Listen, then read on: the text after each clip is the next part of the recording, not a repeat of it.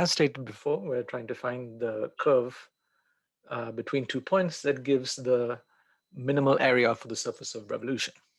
Method 1, we are trying to minimize the integral a equals 2 pi y ds.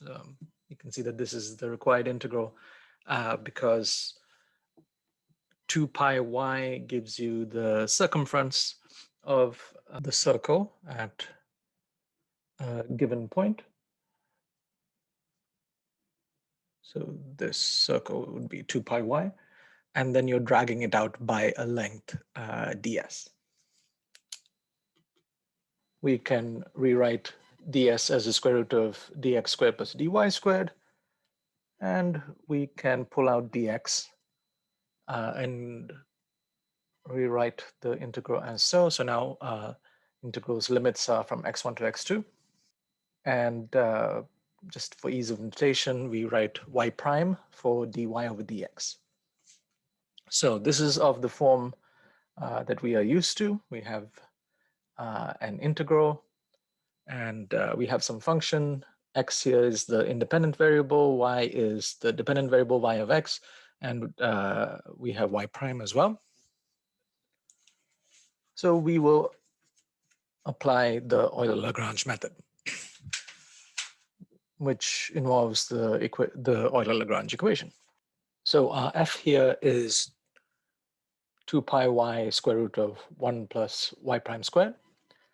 So when we do partial f partial y, we get 2 pi square root of 1 plus y prime squared, and partial f partial y prime gives us the following quantity, and then we can take the derivative of that with respect to x, which gives us a whole bunch of terms. Now remember, when taking the derivative with respect to x, because this is the total derivative with respect to x, not partial derivative, and y does depend on x, then you will pick up terms, additional y prime terms, and in fact y double prime as well. So this was just using the product rule. We noticed that the number of factors in common, so we pull those out, and it still leaves us with quite a mess inside. Put those on a common denominator, and well, it's not exactly simplified still, but this is the expression right now.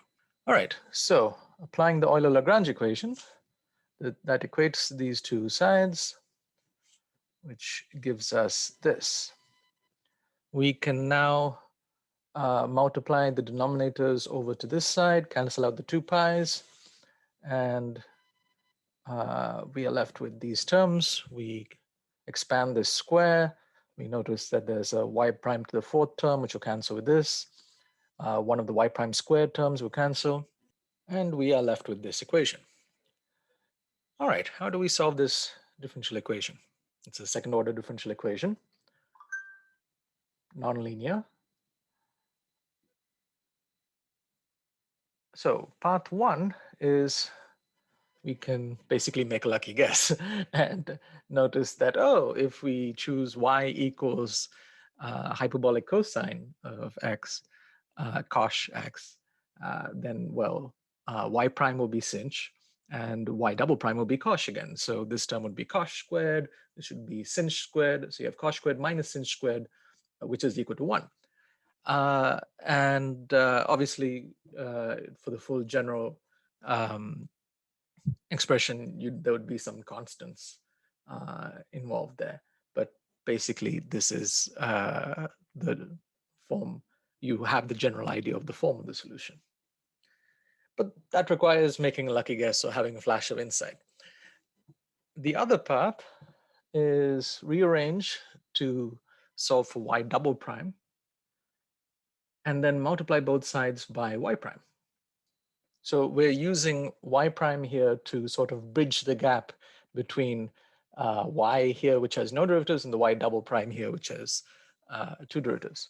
And so we'll leave this side as just y prime over y, move all the other y prime terms over to this side.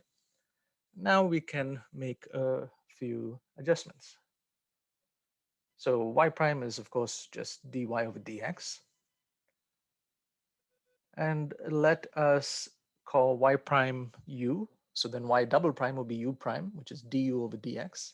So that brings us to this equation.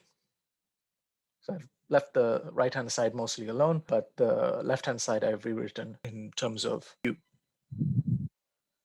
If I multiply both sides by dx, I now have this expression, and I can integrate this. So I integrate both sides. There's an integration constant, which I call C1, and I can pull that into the log. So our equation looks like this now. Getting rid of the logs, solving for u, and then remembering that u is dy over dx. We can do separation of variables, and then integrate one more time. To make life easier, we make one more substitution, and this brings it into a standard integral form. And we solve for v and then for y. And as expected, since we had a second order differential equation, we have two integration constants. And we choose those constants so that the curve passes through the points x1, y1 and x2, y2. So that is method one. This surface is called a catenoid. We will see it in person later.